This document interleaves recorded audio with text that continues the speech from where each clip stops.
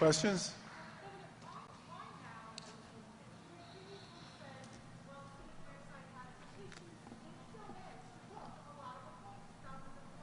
Hundreds of thousands. All right, so why the change? I think the big issue is the continued shortage with respect to supply. The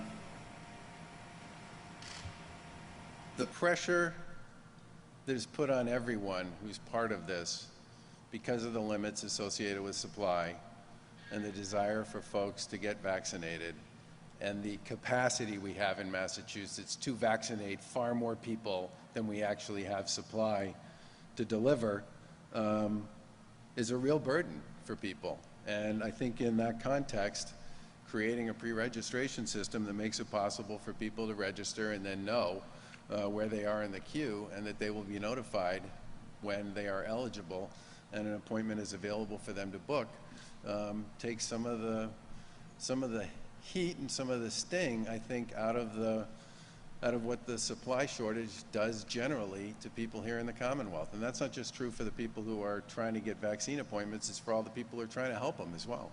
Can you assure us this new tool isn't going to crash on Friday? What tests have been done to make sure it can handle the traffic? So our partner for this is Google. Google has set up pre-registration sites in a number of other states. They've pressure tested what we have experienced here in Massachusetts with what they've experienced in other states, and they're pretty confident that we won't have any issues. So no prep, you're not doing prep mod anymore? No, prep mod is continuing to operate. Remember, this is pre-registration, okay? But prep mod is going to continue to serve a number of the locally based and regionally based sites that operate in Massachusetts. You remember the pre-registration system is just for the 7 MassVac sites for now. Can you just clarify, can anybody sign up for the pre-appointment? There's a little confusion underneath that.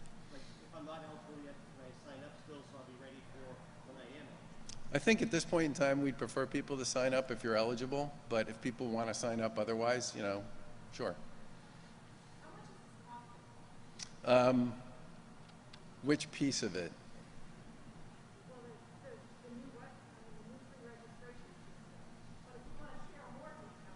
Well, keep in mind that almost all the costs associated with delivering vaccines, the shots in the arms, is reimbursed by either insurance carriers or by FEMA. So the net cost to the Commonwealth of its operating its MassVac sites, for example, is incredibly small because the vast majority of the dollars that are associated with operating those sites are reimbursed based on the shots that people get by insurance. And the same is true for the sites that are operated by the provider community. It's one of the reasons we created a generous reimbursement rate for providers, because we wanted them to be enthusiastic participants in this process, and it's one of the reasons we did the same thing with respect to the community health centers. On the actual pre-registration system, yeah, we'll get back to you on that one.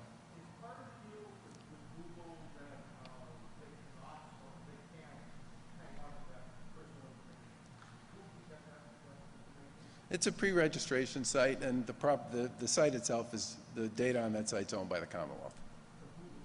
Correct, correct. You talked about the honor system before. We're hearing an awful lot of reports of people saying, yeah, I smoke and I'm pregnant or whatever, and just going. How concerned are you about cutting the line, especially with young teachers? Is there any proof required? Well, I think there have always been, from the beginning of this, isolated incidents of people who didn't, quote unquote, follow the rules, but the vast majority of people do. And I think in this particular case, with respect to attestation around educators, I mean, I'm expecting that the vast majority of the appointments that get booked for educators will be by educators, and I see no reason to expect that it wouldn't work that way. Anything in the works, Governor, about trying to create a vaccine supply independent from the federal supply, sort of like we did with the masks with these times? You know, the biggest challenge with yeah, we did, I know. The biggest challenge with respect to trying to create a separate path for supply associated with the vaccine is the incredibly important and significant role that the federal government played in the production of all this in the first place. Moderna and I think Moderna and Pfizer were both, no, Moderna and J&J were both part of the upfront expense program from the feds in exchange for, you know, a certain number of doses. And Pfizer's deal with the feds was basically, we'll do our own research, but if we get approved, we need you to guarantee that you will buy a certain number straight out of the gate. So the feds, for all intents and purposes, are the single client, at least for the time being, of those three manufacturers. So we got to play by that set of rules. How does the state of the system decide when who gets an appointment? How do we know? How do we assure people that those appointments are being distributed equally and fairly? Well, it's going to be done basically based on when you sign up. I mean, it's going to be sort of the traditional first come, first serve, and you know, you'll be notified that as an eligible person, because either of your age or your occupation, you'll be notified that you get a code, and that code can then be used to book an appointment at a site that's geographically close to you.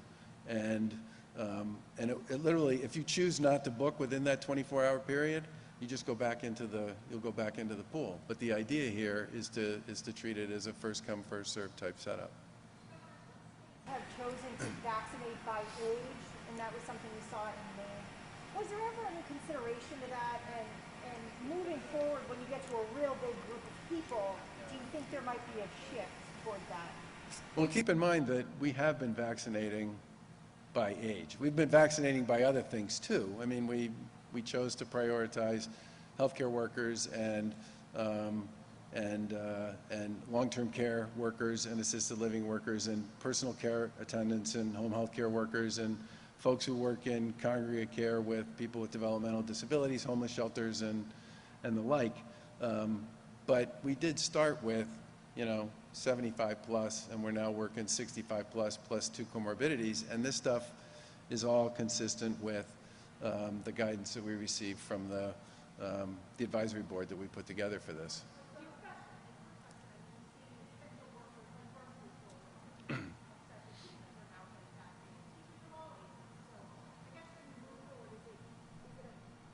Is there any thought to giving more weight to the age rather than profession?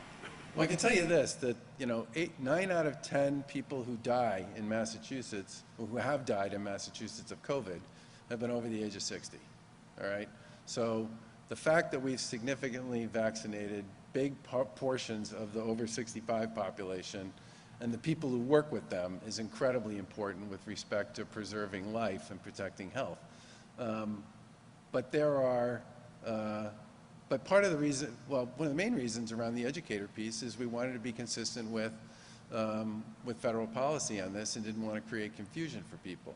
But there are a number of employer groups that come after this that represent employer groups that most people felt were sort of more at risk than others going forward. Go ahead. Well, go ahead, Mike. We can. Your opening remarks, today's the anniversary of the state of emergency. Any sense of how much longer that state of emergency will be in place? Well, you know, the biggest question mark that we can't answer, there are two big question marks we can't answer with respect to the state of emergency. One is, you know, how real and how significant are some of the variants that are currently working their way around the world associated with COVID generally. You know, we currently test through the Broad a lot of the positive test results that come in to determine what's going on with variants here, and we have picked up a number of those variants as part of that process. And because they're relatively new, what people do know about them is they are far more transmittable than some of the previous variants associated with COVID.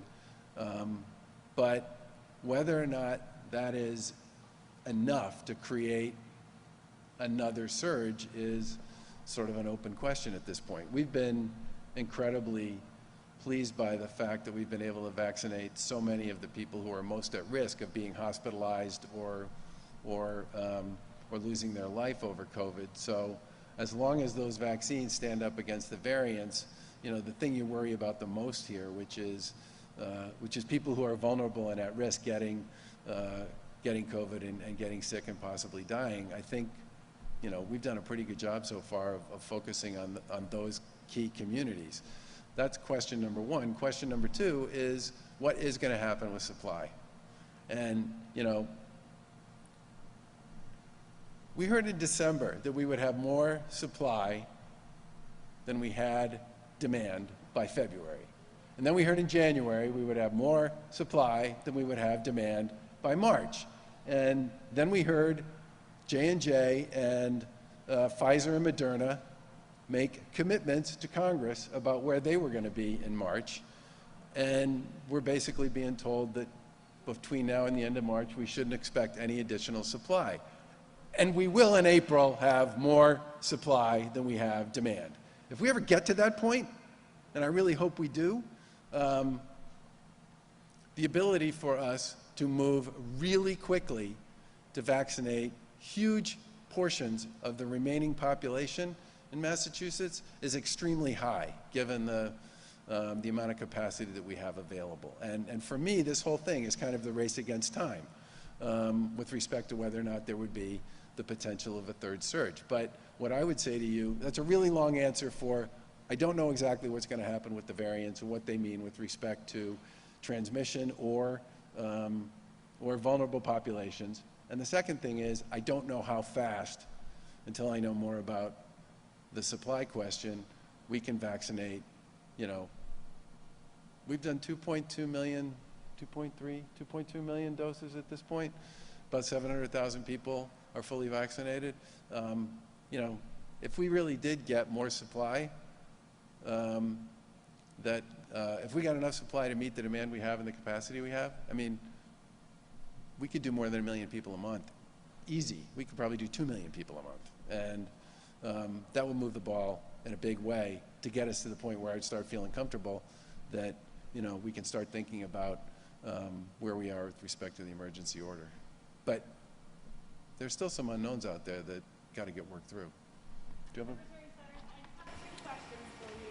The first, we're receiving reports from some local boards of health who did first doses before they were cut off from receiving supplies, not receiving the second doses in time for the clinics that they had scheduled. What is happening there, and why the delay? There shouldn't be any delay, so any municipality that had requested second doses that we know of, the requests went in and they should be getting their supply this week.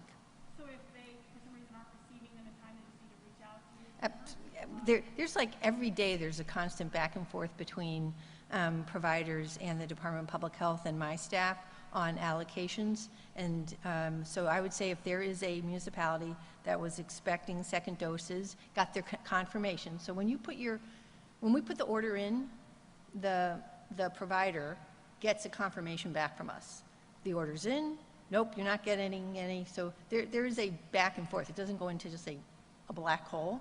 So there's a confirmation process.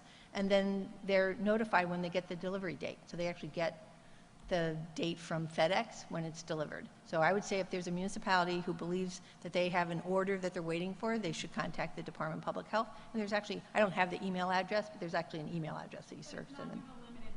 No, our commitment has always been, if you get a first dose, we need to make sure you get your second dose. There were a few times when some providers did not put their information in, so it's hard to know how to order second doses if you didn't know that some of the first doses happened. But we've been very committed to second doses. Meeting today, I think with somebody in your office about firefighters and the teachers union and trying to get doses to teachers and educators in their communities. Commissioner Riley and I are meeting with the Mass Teachers Association tomorrow, not today. Professional Firefighters Association, I think is part of that. Any thought to, I know you're designating days at the mass sites, but would you consider giving any doses to these local communities if they have a plan? We don't have more doses to give. So we have been informed by the federal government as of last night that we're not getting additional new supply in until the end of March. No J&J, no Pfizer, no Moderna. The only new additional doses we're getting are 5 trays of Pfizer for second doses, over and above what we currently get. That's what we get. Seeing clinics at school buildings is just not possible. Expanding when you don't have expanded supply. We have a constraint of supply in the Commonwealth of Massachusetts. But Commissioner Riley and I have been meeting with the Mass Teachers Association for the past few weeks, and we look forward to the meeting tomorrow. Last question.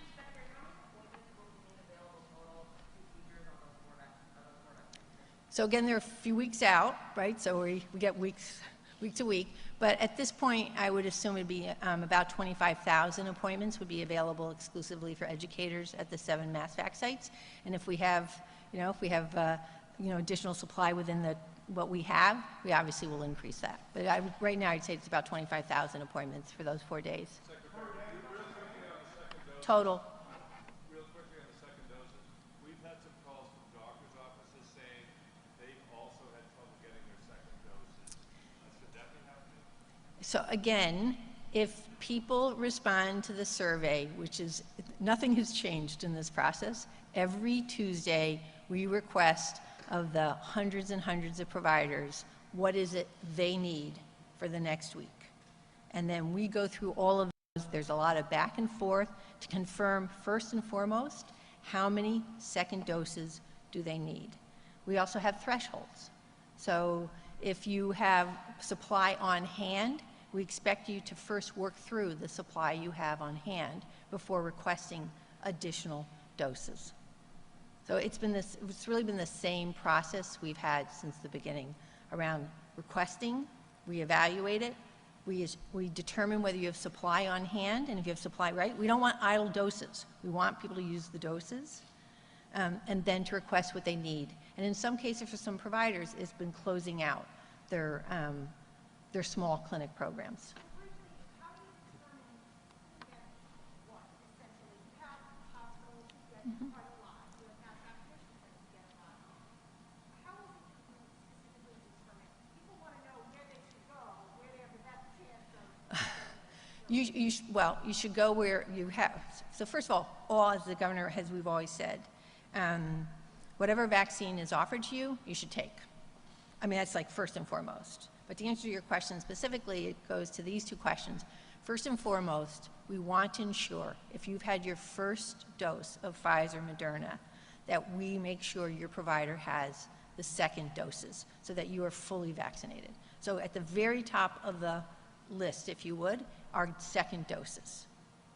And then we have the mass vaccination sites, we have the regional collaboratives, we have the hospital systems, open providers. I'm not doing this in like order. I just forgot something. Community health, thank you. I knew I forgot. Community health centers, and we're closing out the congregate care program and the like. But we always start first with what do we need to ensure that if you had the first dose, you're getting the second dose. And then after that, it is what we have for supply and who can accept Pfizer, who can accept Moderna, and did we get a little bonus supply of J&J, which everybody would like to have. Thanks, everybody. Can I say one thing about this? Part of the reason we pick dates that are later in the month of March and early April is, once again, we are going to hope that the enthusiastic projections of some of the folks in DC actually come true. That we are going to get, finally, some of the J&J tsunami of vaccines that they committed to when they signed up under the federal program in the first place. I mean, the beauty of that is it's a one shot, which makes a huge difference with respect to all the issues that the Secretary was just talking about with respect to the, not only do you take up a second appointment for that second shot, it's also a bit of a logistical challenge. And in fairness to these guys, all right, I get a lot of the same phone calls you get, you know, from state legislators, local officials, so does the lieutenant governor. And in almost every one of those cases, when I process it back, it's because there's been some miscommunication with respect to how many doses people have used, how many they have left, and what we expect from them with regard to the level of dosing they're supposed to do. Remember, we put some very stringent guidelines in place about 6 weeks ago that said, if you're not using your doses, we're not going to give you any more, right? Because we were concerned about the amount of vaccine, as were many of you and a lot of people in Massachusetts, that too many doses in Massachusetts were sitting in freezers and not getting into people's arms. The other advantage of the J&J vaccine is it doesn't require the deep freeze, it doesn't require the thaw, you don't have to do all the prep work that you have to do with the other two, which means you can treat it.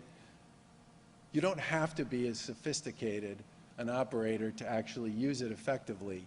And you can also think about how to bring it in as a mobile tool.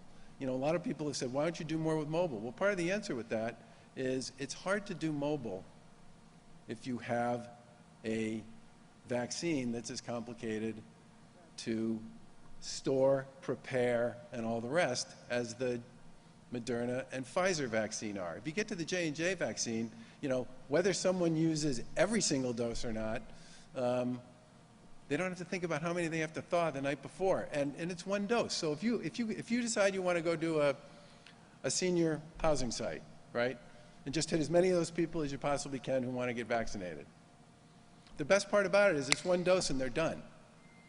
We don't have to write down all the information and everything you could possibly think of and then figure out how we're going to get back there again in 3 weeks and make sure all the same people are there to get their next dose. So part of the reason for the late dates on some of the regional collaborative educator days and the Mass Vac Site educator days is I'm hoping that this time, maybe, the time frames associated with when the big dose of supply is going to land will land consistent with that, and we'll then be in a position to do tons more dosing over that very short period of time. But part of what we struggle with every single day is way more capacity and way more ability to vaccinate and way more people who want to get vaccinated than we actually have supply. And I would urge everyone, if you're looking for somebody to reach out to on this, start asking the folks in DC why Moderna and Pfizer have not delivered on the level of participation that they said less than 10 days ago in front of Congress that they were going to deliver on in the month of March, and why J&J has missed all of their deadlines with respect to what they said they were going to deliver in the month of March.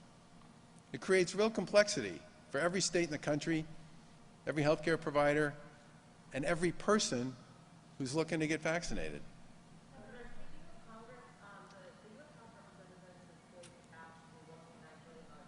Yep. Today, I'm wondering if you can speak to the importance of that to Mass government here and how critical that is to the paper, vaccine distribution, testing, and all of that. Well, I mean, there's a lot of pieces and parts to that. What I would say is the thing I'm most grateful for is that they got it done in time for a relatively smooth transition for folks who are out of work. The last couple times they did this, to extend unemployment benefits for people who are out of work, they did it so late in the process, and it came with so many new rules that it created really big administrative challenges, not just here in Massachusetts, but across the country, in trying to actually figure out how to comply with the new program, collect whatever new data you needed to collect from beneficiaries, and then figure out a way to continue to support them. The fact that they got it done now, when the benefits end at the end of March, means we actually have 2 or 3 weeks here to tee up the unemployment benefit extension. And remember, that is in many respects the single biggest piece of financial support every state's gotten since this whole thing began. I mean, we got almost $21 billion in unemployment funds from the feds since the start of this. It was 15 years worth of unemployment payments that, you know, if you think of what we typically put out every year, there's 15 years worth of unemployment payments in 10 months. So that's a big deal for a lot of people who are in a pretty crummy place with respect to COVID generally. I think the second thing I would speak to is the amount of support for education, which should make it possible for every school district and every municipality to find a way to do whatever they think they need to do as we go forward to either support summer schools or acceleration academies or additional work around building construct and all the rest to support that stuff going forward. And I think the third piece is the support for the vax and the testing activities, which will also make a big difference as well. But it's getting it done on a timely basis so this unemployment thing does not become the nightmare it's been for a lot of people. Each time the extension gets put in place is a really big deal. Thanks, everybody.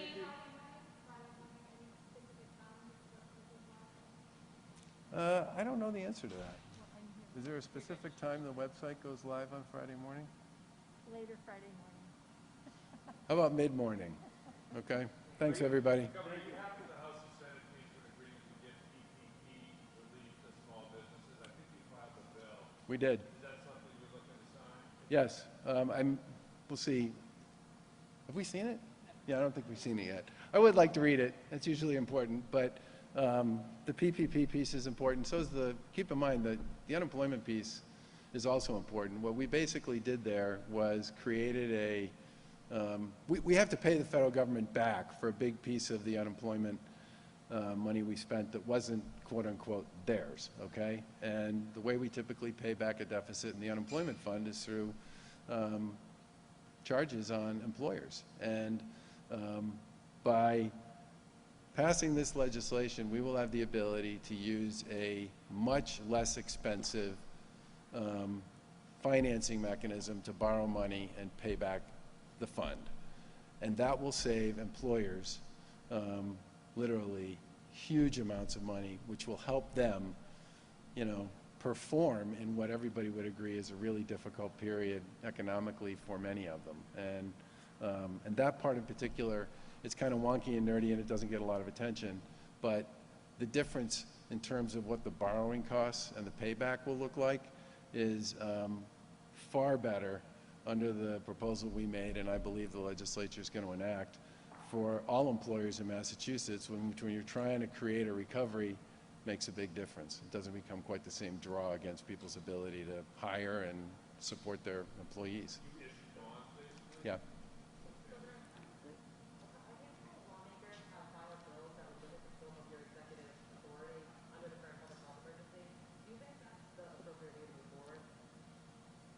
I'm not familiar with the bills. What I would say is that Lieutenant Governor and I and Secretary Sudders have been talking to the legislature about this stuff since the very beginning. And I'm pleased to say that a number of the things we did under emergency orders are now state law, which is great. Because some of them are things that will, telehealth, just for one example, are things that should survive the emergency order generally. But I think we've been talking to these folks about this stuff on a pretty regular basis, and if people have thoughts and ideas, look, if we don't all learn a bunch of lessons coming out of this about what the right way to operate and prepare for one of these in the future is, beyond the work that was done by you all and by Joe Fallon, and that's being done by the folks, as Lieutenant Governor said, in the blue shirts, we will have missed a big opportunity. Because no one ever expected to be using emergency orders for pandemics that were going to last a year, that's for sure. And thank you all very much for what you do. God bless.